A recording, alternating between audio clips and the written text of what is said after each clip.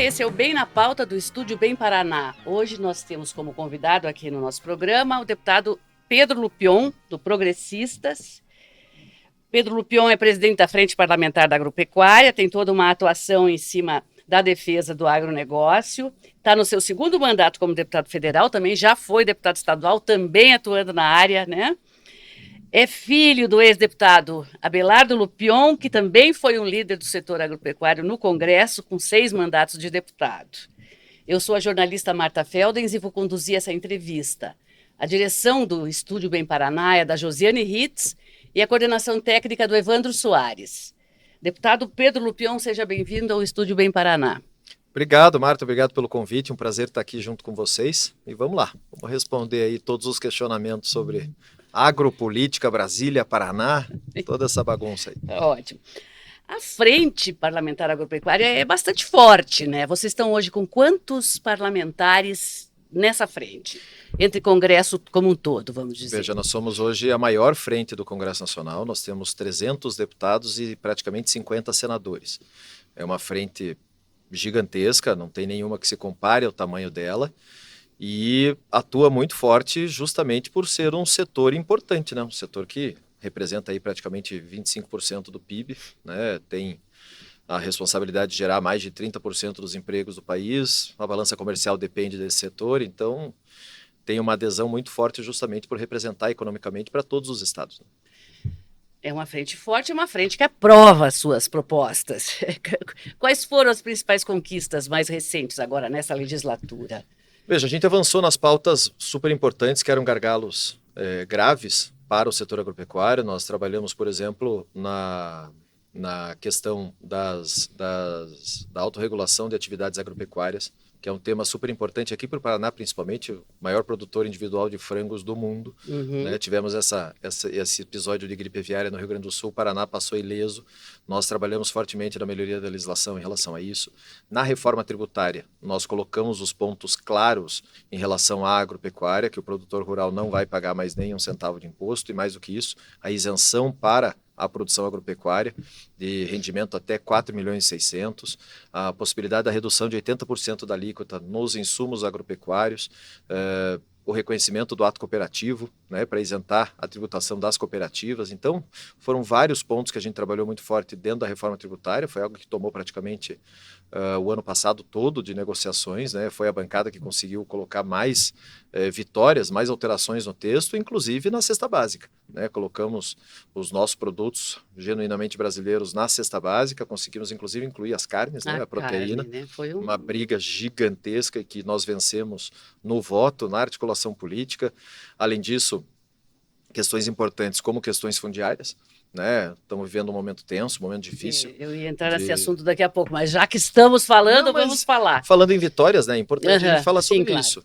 Nós conseguimos melhorar razoavelmente a legislação, aprovamos o marco temporal, que era um tema que já estava há muito tempo rodando dentro do Congresso Nacional, o reconhecimento da data da Constituição de 88 quanto ao limite de demarcações de terras indígenas.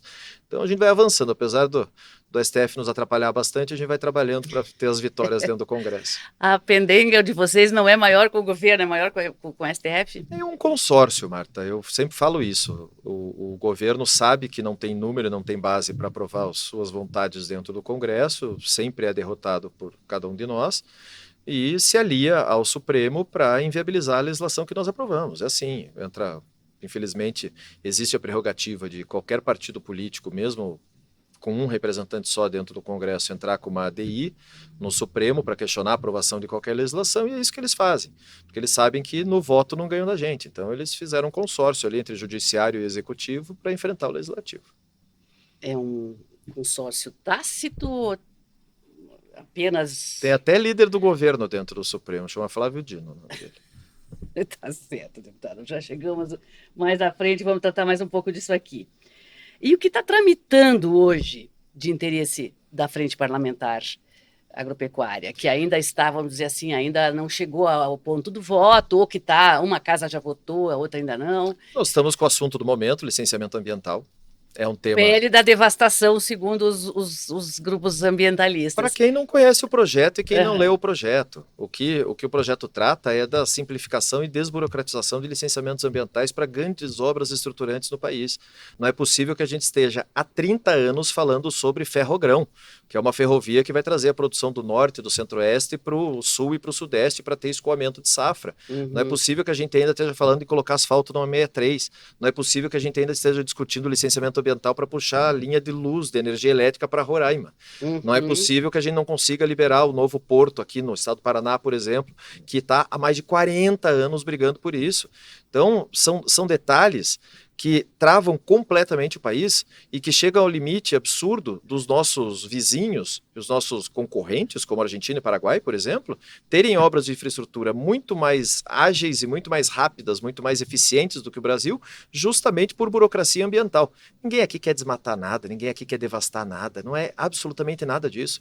Mas a gente tem que entender que o Brasil é um grande país produtor, que precisa de escoamento de safra, precisa de uma nova industrialização, precisa fazer o interior do Brasil se ligar com os grandes centros.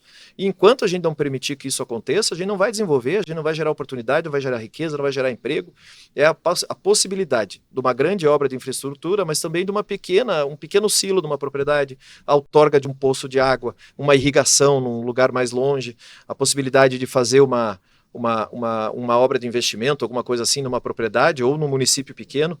Hoje os prefeitos, por exemplo, passam uma dificuldade gigantesca, está faltando água numa cidade. Ele leva praticamente 2 anos para conseguir o licenciamento de uma outorga, para poder tirar água de um poço de lençol freático. Então, simplificar o sistema sem tirar a IBAMA do jogo, sem tirar meio ambiente do jogo, sem tirar Instituto Ambiental do jogo, nada disso.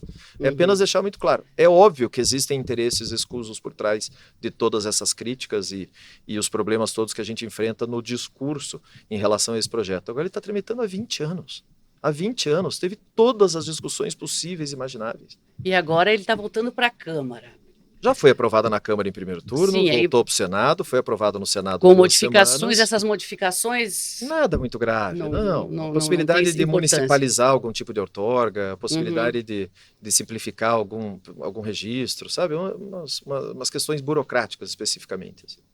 É só voltar que já passa de novo na Câmara. Está na Câmara já. Já está. Né? Agora o presidente Hugo Motta está nessa pressão midiática toda aí, tentando ver o que ele vai fazer para que a gente consiga pautar e votar de uma vez. Voto para aprovar nós temos e vamos aprovar, não tenho dúvida nenhuma disso. Eu acho que está fácil, inclusive, né?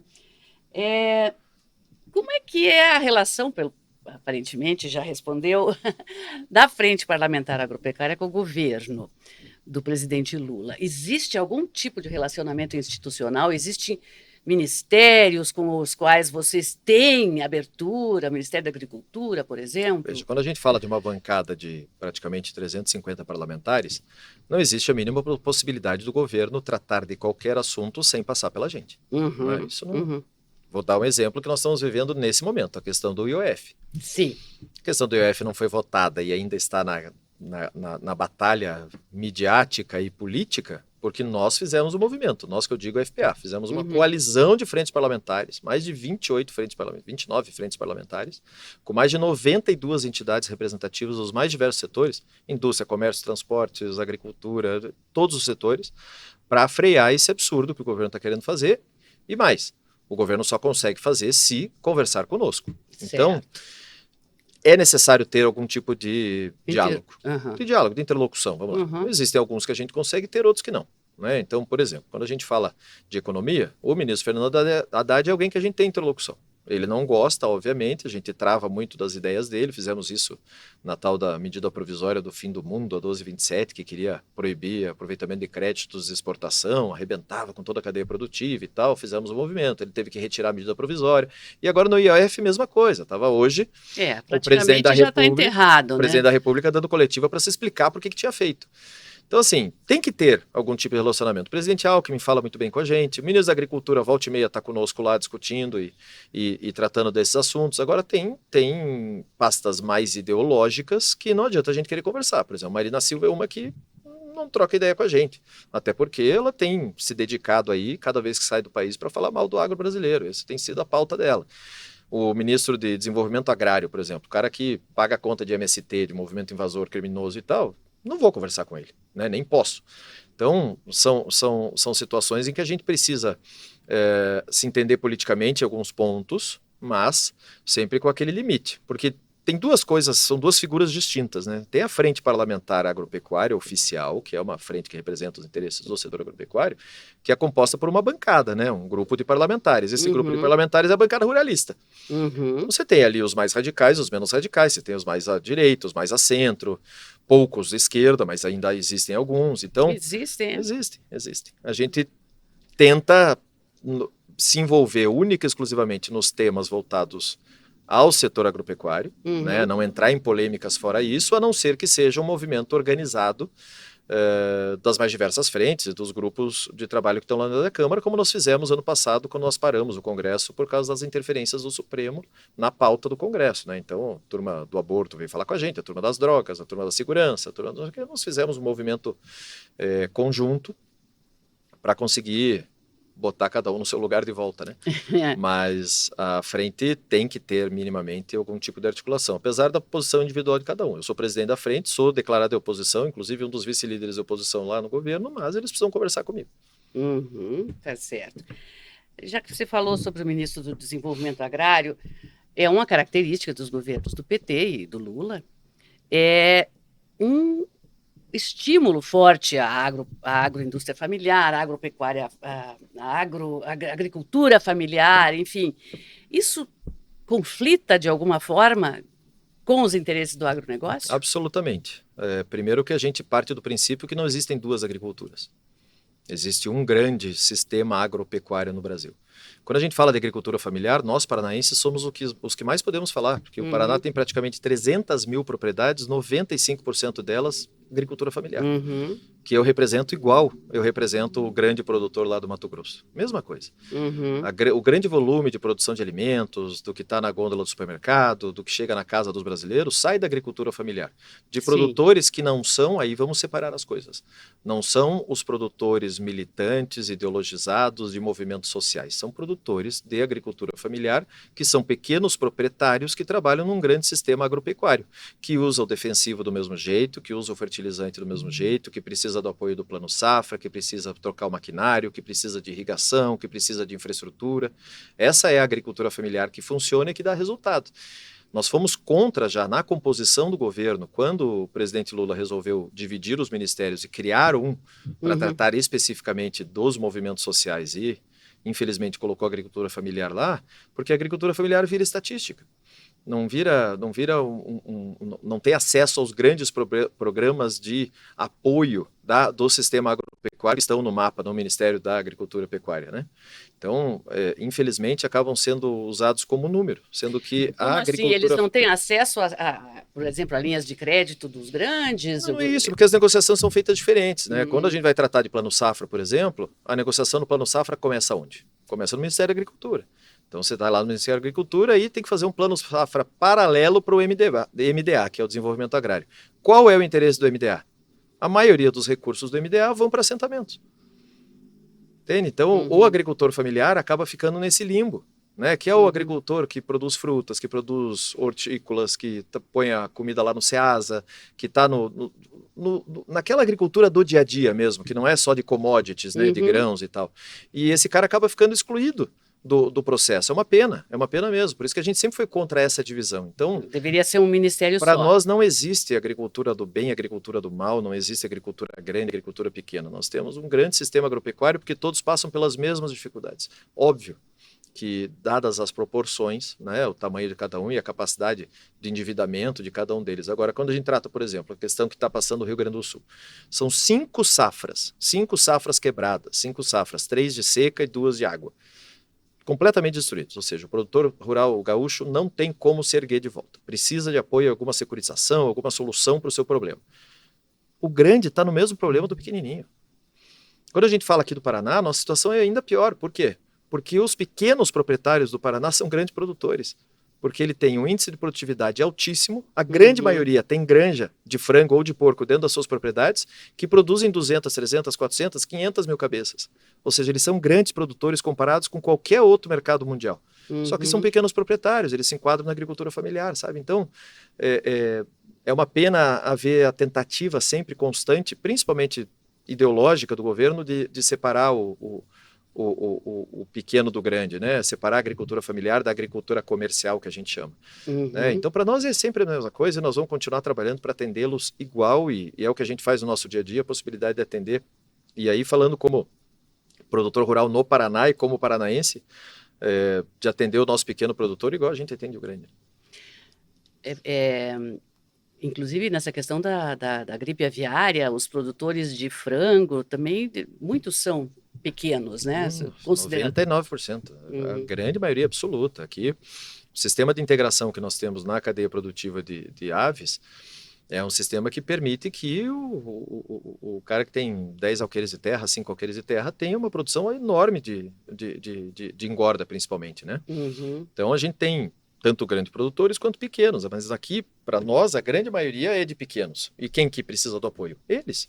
Que precisa que a luz esteja chegando com qualidade, que precisa ter água bem, que precisa resolver a questão dos insumos que ele usa lá, que a integração tem que funcionar bem, que não pode receber muita cobrança lá da integradora, da cerealista, da cooperativa.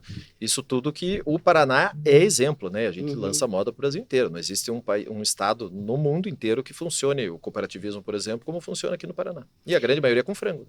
Pois é.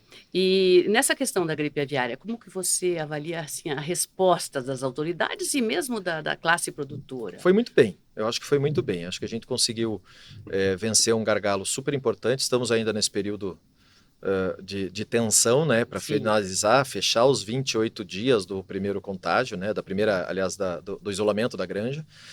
Por enquanto, está restrito lá. Né? Teve um caso só de uma ave migratória em outro estado, mas na questão de granja comercial está só lá em Montenegro, não atingiu outros locais, em que pese era uma granja de produção de ovos férteis, ou seja, poderia ter contaminado todas as outras granjas, não aconteceu, houve uma resposta muito rápida e aqui tem que fazer um elogio, né? Falando em Paraná, a gente tem que elogiar a ADAPAR, né? A Agência de Defesa Agropecuária do Estado, que fez um trabalho espetacular, isolando as fronteiras todas, fechando o Paraná, fez uma barreira aqui que evitou qualquer tipo de problema para nós, que seria muito grave. Mesmo não sendo aqui, nós estamos com vários mercados fechados ainda, isso vai significar um prejuízo importante para boa parte dos produtores, dos frigoríficos, mas ainda na melhor das hipóteses, né? Lembrando que os nossos grandes concorrentes, tanto Estados Unidos quanto a Europa, que são nossos grandes concorrentes em frango, os Estados Unidos convive com gripe aviária há 20 anos, e a Europa está com caso ativo na Polônia, na Ucrânia, em vários locais, e também está circulando o vírus por lá. Então, nós conseguimos segurar até o começo do mês passado e conseguimos evitar o contágio maior no resto do país. Né? Os desafios, vamos falar um pouquinho ainda mais de agropecuária, os desafios do agro brasileiro agora, nessa fase aí de guerra comercial, que é um pouco vai, mas daqui a pouco já volta, enfim, não se sabe como é que vai ficar isso. E eu até vi um vídeo seu que o senhor dizia que problemas de colocar a produção dos Estados Unidos no mercado poderiam trazer reflexos negativos também para o Brasil. Gostaria que o senhor explicasse um pouco quais são as preocupações do agro brasileiro nesse momento de guerra comercial anunciada, pelo menos. Vamos lá, o presidente Trump conseguiu virar 70 anos em 7 meses, né? Em 7 dias, aliás. Virou uma bagunça, né? Virou o mundo de cabeça para baixo. O protecionismo americano, uma característica clara do Partido Republicano, sempre foi assim. Quando lá no 2 de abril o anúncio das tarifas, havia uma preocupação muito grande do nosso setor de que o Brasil fosse um dos países altamente afetados pela guerra tarifária, não foi, né? Dos grandes produtores foi o menor deles, 10% para nós é algo que dá para absorver, não há esse problema. E ponto positivo que a grande força que eles fizeram em relação à China acaba fazendo com que os chineses 52% de toda a nossa produção agropecuária vai para a China. Né? Isso é um número que tem que deixar muito claro. Mais da metade de tudo que o Brasil exporta vai para a China. Então, a gente tem que ter uma boa relação com os chineses e, mais do que isso, a oportunidade deles terem dificuldades com os Estados Unidos, obviamente que abrem oportunidades para nós. Quais os problemas? Os problemas, por exemplo, é que commodity é controlada por Chicago, Bolsa de Chicago. Se o produtor americano tiver com muito estoque, Chicago cai, o produtor brasileiro vai receber menos. Então é geopolítica, né? Uma questão econômica mundial que precisa ser equilibrada. Mas essa questão das narrativas todas e essa guerra comercial que a gente vive, de acusações constantes entre os grandes players mundiais aí de commodities e produção de alimentos principalmente, vamos falar de Estados Unidos, União Europeia, Ásia e Brasil, Argentina, tem muito uma questão concorrencial, né? O que a Europa faz, por exemplo, que a União Europeia aponta os dedos para nós todo o tempo e fala mal da produção brasileira todo o tempo, fala de meio ambiente, fala de embargo, fala de lista negra da soja. E o Carrefour não vai mais fala comprar de isso? Carrefour, fala de tudo isso. Por quê? Porque é uma questão comercial. Vamos lembrar que há 6 meses atrás os produtores rurais da Europa inteira estavam na porta dos parlamentos exigindo mudança e protecionismo contra nós. Porque os nossos produtos brasileiros chegam lá com muito mais competitividade, muito mais baratos que os produtos deles. Estava arrebentando com eles. Vamos falar que, quando se fala em subsídio, por exemplo, a França paga praticamente 500 euros por vaca em lactação para o produtor. Coisa que a gente nunca sonhou em fazer. Nós aqui produzimos com um mínimo de 20% de preservação ambiental obrigatória e não somos remunerados por isso. E mesmo assim a gente mantém competitividade. Importamos praticamente 95% do nosso fertilizante que a gente precisa por burocracia ambiental, que a gente tem as jazidas aqui, tem as minas aqui, não conseguimos explorar por causa de política ambiental. E a gente importa lá da Ucrânia, da Rússia, do Canadá, dos Estados Unidos, todo o fertilizante que a gente usa na nossa safra, dependemos quase que 100% deles, né, de uma guerra cambial absurda, quando o dólar chegou a mais de 6, e com guerra, um prejuízo guerra de verdade gigantesco acontecendo nos Exatamente. países fornecedores, né? Não, com a guerra da Ucrânia foi um prejuízo gigantesco para todos nós, todo mundo pagou mais caro, ou seja, o custo de produção aumentou e aumentou muito. Então, para os nossos concorrentes, isso é desesperador. Não tem outro país no mundo que faça 3 safras na mesma área. Não existe. A agricultura tropical que o Brasil conseguiu desenvolver, só nós que fazemos. Tem lugares que a gente chega a 4 safras. É uma loucura. Quando você vai falar isso lá no Corn Belt americano, que é o grande produtor de milho do mundo, eles falam, gente, não é possível, eles ficam 6 meses congelados. Os outros 6 meses produzem uma safra, gigantesca, é claro, mas não consegue manter a competitividade que a gente mantém. Então, qual que é o caminho para eles? Atacar a nossa produção, falar mal da gente, tentar ganhar mercados. E a gente tem conseguido muito bem. Na época da ministra Tereza Cristina, houve um avanço gigantesco de novos mercados abertos e essa divulgação da boa agricultura tropical brasileira. E isso continuou, o ministro Fávaro tem feito isso também. Ou seja, a gente está conseguindo colocar nossos produtos em mais de 200 locais no mundo, com competitividade, com preço justo e remuneração razoável para os produtores. Então, o que a gente precisa vencer agora? Os problemas internos. Vencer os gargalos de infraestrutura, que nós já falamos, vencermos os gargalos de formação de preço e de custo de produção, que estão altíssimos, nós estamos pagando praticamente 8 vezes o valor de frete que nós pagamos na safra passada. Problemas sérios que a gente está enfrentando. Em função de que esse aumento tão grande? Câmbio e inflação, né? A gente está com um problema econômico muito grave no país, né? Isso tem Mas a inflação do mercado agropecuário, desse setor especificamente de frete, ela é mais alta que a inflação geral? Não é questão de ser mais alta, é questão que é uma composição de valor de insumos, né? Entra tudo na mesma planilha, né? Então, quando aumenta o fertilizante, quando a gente tem o problema do custo da semente, tem o problema do custo do combustível, o problema do custo A da semente ainda é toda importada também? Não, semente nós produzimos muito no Brasil, né? Royalties, boa parte royalties de empresas multinacionais, mas a gente produz muito aqui no Brasil e tem muita semente salva que a gente fala, né? Que o próprio produtor produz a semente que ele usa na safra seguinte. As multinacionais odeiam isso, Eu claro. sei. Mas existe bastante. Nosso problema é que nós somos lastreados em dólar, né? A produção agropecuária como um todo é lastreado em dólar. E aí a gente ouve coisas, por exemplo, eu tive no USDA, que é o Departamento de Agricultura americano. Poucos meses atrás, todo ano eu vou para lá, a gente tem um Outlook que fala sobre a produção mundial e para a gente poder estar atualizado dos dados. O economista-chefe do USDA olha para mim e fala assim, deputado, vocês não podem querer ser os grandes players mundiais de grãos do mundo, controlar o mercado de grãos e que o preço de vocês seja mais justo e tal, se vocês não têm nem onde colocar. É verdade, dos 315 milhões de toneladas que teve a safra passada aqui no Brasil, nós tínhamos 20% de armazenagem. 20% de armazenagem. O que significa isso? Que o produtor não consegue controlar, ou seja, ele tem que vender na hora que colhe. Precisa colocar num caminhão, mandar para o porto, mandar para a cooperativa, mandar para a cerealista, para a trader, pelo preço que for, no momento que for. Porque a gente não tem de colocar. Então, assim, qual que é a dificuldade disso? A gente precisa de um plano correto, seja dentro do plano safra, seja com financiamento privado, de um programa específico de construção de armazéns, de silos e tal, para o produtor poder ter. O Corn Belt americano, que é o nosso grande concorrente, todas as propriedades têm lá a sua lavourinha de milho, a sua sede e um silozinho do lado. Por quê? Porque ele vende quando é bom para ele. Então a gente consegue ter uma clareza maior do que uma previsibilidade do que vai acontecer com o mercado. Mesma coisa. Essa é uma briga da Frente Agropecuária também? Todos os dias. A gente briga com isso todos os dias. Outra coisa é irrigação. Gente, não dá. Em 2025, a responsabilidade que o Brasil tem da composição, né, do volume de alimentos no mundo, a gente ficar dependendo de chuva.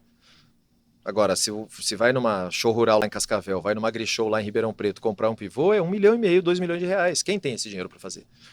Precisa de linhas específicas para isso. E aí vem o grande problema, porque o Plano Safra, que é o grande financiador do agro, não pode ser uma política de governo. Ele é uma política de Estado.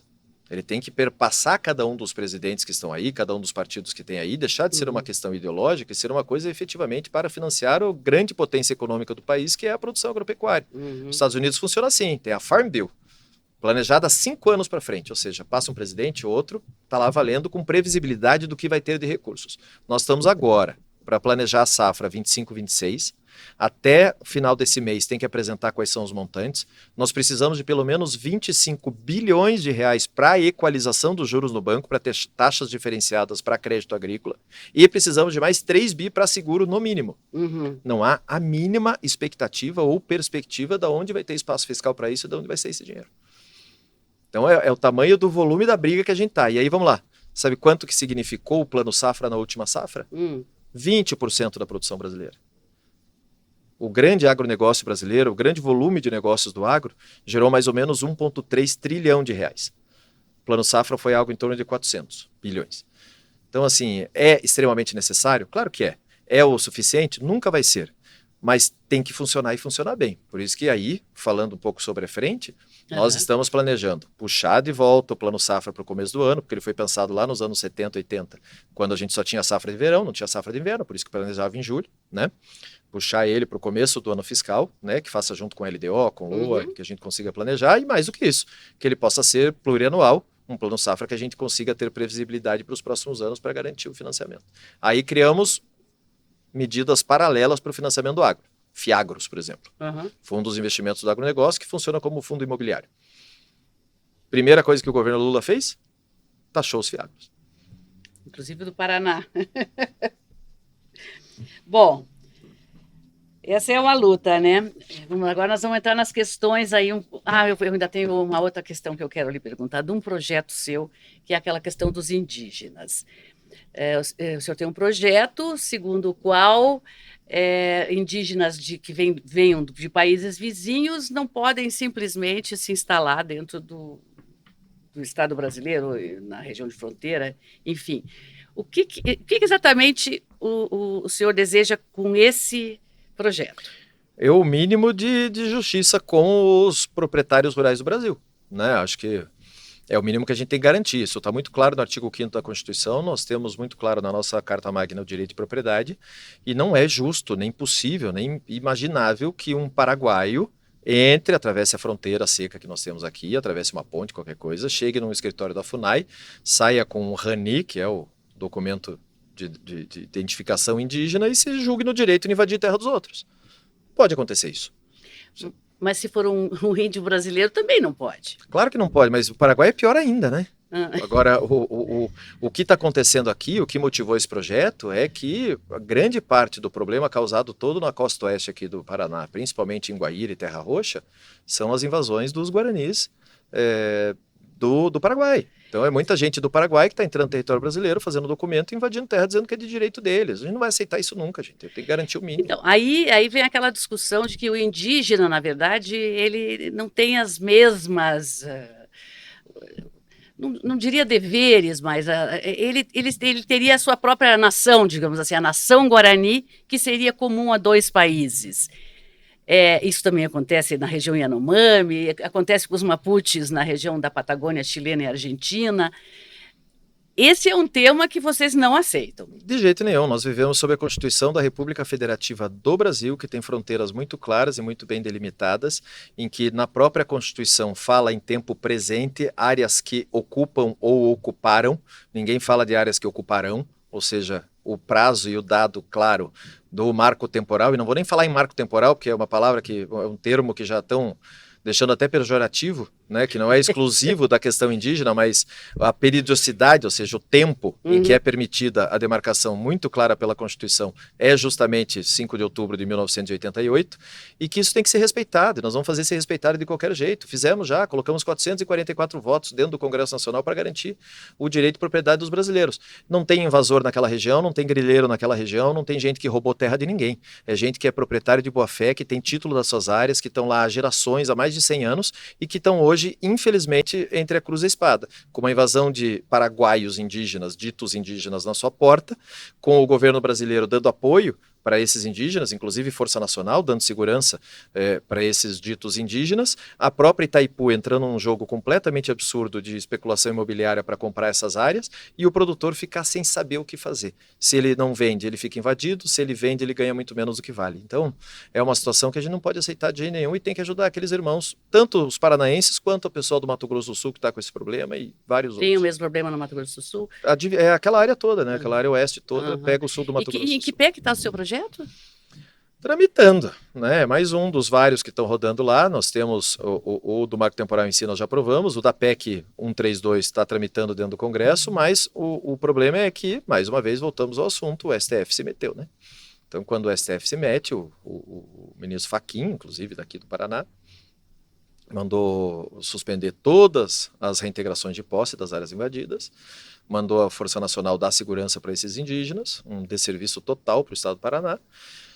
Tem uma comissão de conciliação com o ministro João Mar Mendes, que estão os setores representativos do agro e dos indígenas tentando achar uma conciliação por marco temporal, algo que eu acho completamente impossível, porque eles não aceitam o prazo e nós não aceitamos abrir mão. Então nós estamos discutindo lá milhões de vezes e as coisas não avançam, e ainda tem essa ação da Itaipu de indenizar essas áreas alagadas lá atrás, usando o dinheiro da geração de energia, do novo tratado, para comprar essas áreas. E, infelizmente, muitas delas coincidindo, não sei se por coincidência ou por vontade própria, coincidindo com essas áreas que foram invadidas. Então, o produtor fica completamente à mercê, no limbo desse processo todo. Bom, vamos falar um pouquinho de política coisa agora. Boa, né? Falar um pouco de coisa boa. Não, mas é que tudo é política também, né, no fim das contas. O que o senhor imagina que vem aí em 2026? Tanto em termos nacionais, presidência da República, como governo do Estado. O presidente Lula talvez seja candidato, talvez não seja, a esquerda perde. O que você vê no horizonte? Bom, vamos lá. Primeiro eu vejo o seguinte, acho que é meio que uma regra na política aí, pelo menos é o que tem acontecido nas últimas eleições. Política nacional e eleições presidenciais, economia, né? Economia, né? Então é o bolso do brasileiro, é como é que está a situação econômica do país, como é que está a inflação, como é que estão os juros, é tudo isso. O governo está completamente desesperado, com uma queda de popularidade gigantesca. As últimas medidas todas anunciadas pelo governo federal têm sido medidas assistencialistas e populistas, justamente para tentar conquistar, né, furar a bolha. Eleitorais, com certeza. Isenção de taxa de luz, que nós todos vamos pagar, aumento de benefícios sociais, que nós todos vamos pagar, essa questão do próprio IOF, que todo mundo vai pagar, pé de meia, que todo mundo vai pagar. Então, a gente está vendo um governo que gasta, né, gasta cada dia mais e cada dia mais errado, que está criando um déficit do Estado gigantesco, que vai gerar um problema gigantesco para frente, inclusive esses empréstimos consignados, a população brasileira vai ficar super endividada lá para frente. Dito isso, eles estão tentando se salvar, tentando segurar, né, se segurar na cadeira, né. Do outro lado, nós temos candidatos que estão tentando se viabilizar, né. Existe a questão do ex-presidente Bolsonaro, que a princípio inelegível, mas que o Lula 2 anos antes da eleição estava preso, então aqui no Brasil tudo pode acontecer, né? Se for o caso dele conseguir ser candidato, acho que tem uma preferência e acho praticamente imbatível. Se não for ele, o governador Tarcísio tem uma avaliação extremamente positiva e muita vontade também, pode ser um belíssimo candidato, assim como o governador Ratinho Júnior, assim como o governador Ronaldo Caiado, assim como a própria ministra Tereza Cristina e tantos outros que podem fazer uma grande frente de centro-direita, vamos dizer assim, para tentar botar o país no rumo de novo. Então, isso acho que vai rolar muita água debaixo dessa ponte ainda. As decisões devem ser tomadas mais lá para o mês de abril do ano que vem, que é quando é o prazo de janela de mudança partidária, essas coisas todas. Para o próprio Tarcísio é um momento importante isso, que é quando ele teria que renunciar ao governo do Estado de São Paulo e decidir se ele é para reeleição ou não, né? Uma decisão pesadíssima e super difícil, né? Até porque o Bolsonaro tem que dizer se apoia ele ou não só em julho lá na convenção, então é uma decisão super difícil. É uma aposta, na verdade, né? O governador Ratinho Júnior está rodando o Brasil. Tive com ele já em várias feiras agropecuárias, né? Temos trabalhado juntos no setor aí e rodando esse Brasil inteiro. Você está fazendo campanha para o Ratinho. Veja, eu sou paranaense. Sim. Né? Ter um presidente do Brasil paranaense, para mim, seria uma honra. Né? Não tenho dúvida nenhuma disso. Mas o que eu sempre defendi, sempre defendo, é que a gente tenha um presidente de direita. Como a gente vai chegar lá, eu imagino que é uma união de todos esses que eu citei. Né? Vamos lá, olha a minha situação. Eu era vice-líder do governo Bolsonaro, sou muito amigo do governador Tarcísio, sou aliado do governador Ratinho e sou afiliado do governador Caiado. Então, calculo o tamanho do meu drama, né? A gente precisa conseguir unir todo mundo. Acho que a desunião desse grupo todo seria permitir que o PT continuasse no poder, a gente não pode permitir de jeito nenhum. Tá cada um tentando se viabilizar do jeito possível. Ratinho direita, porém, democrata. Mas eleição, democracia é a eleição que a gente vive. Mas entendeu? aí eu lhe pergunto, essa questão toda do Bolsonaro, você espera ainda que o Bolsonaro seja Marta, eu vou repetir isentado, o que eu te disse. Não é essa e ele questão. tem direito a ser isentado, tendo tentado Primeiro que não respeitar a eleição? Vamos lá. Primeiro que tentativa de golpe, essas coisas todas, a justiça vai decidir, está tendo um julgamento por aí. Tá. Segundo, se é uma questão de reunião com embaixadores ou não, falar do que aconteceu, não aconteceu e tal, a gente tem que reconhecer que Bolsonaro, por onde anda, junta multidões e tem uma legião de apoiadores que parecem ser maioria no país. Né? Ele teria, e aí repetindo o que eu falei para você agora há pouco, o Lula, 2 anos antes da eleição, estava preso aqui na Polícia Federal em Curitiba. E, de repente, foi reabilitado, de repente, pôde disputar a eleição, de repente, ganhou a eleição. Né? Então, eu não vejo nada impossível aqui no Brasil. Acho que se o Bolsonaro pudesse ser candidato, ele será o candidato. Não tenho dúvida nenhuma e terá meu apoio, se for, claro. Agora, não sendo ele, quais seriam as alternativas? Aí eu entendo que vem o Tarcísio, vem o Ratinho, vem o Caiado e tal, mas eu gostaria muito que tivesse uma união nisso. Até porque a gente tem que resolver também as questões locais, né? Tudo no Estado depende aí também. Nós vamos chegar nessas questões. Tem essa federação agora que o seu partido fez com União aqui. Tem um candidato, não diria natural, mas enfim, que já está colocado, né? Mas não é do time, por exemplo, do Ratinho Júnior, que é o senador Sérgio Moro. Como é que vocês ficam aí, se vocês estão no mesmo time, vamos dizer assim? Eu digo que o tempo é nosso maior aliado. Tem que esperar para saber. Não, até porque tudo pode acontecer. Quem sabe um dia não pode estar o Ratinho, candidato a presidente, por exemplo, e o Moro fazendo palanque aqui? Por que não? Pode ser que aconteça. Né? Agora, você acha possível? Tudo é possível na política. Agora, assim, o PSD, partido do governador. A gente não pode negar que o governador Ratinho Júnior tem uma avaliação astronômica. E tem vontade de fazer seu próprio sucessor. Óbvio, quem não tem. Né? Então ele tem vontade. Tem 4 candidatos colocados lá hoje. Tem o presidente da Assembleia, o Alexandre Cury, que é meu amigo de vida inteira, crescemos juntos.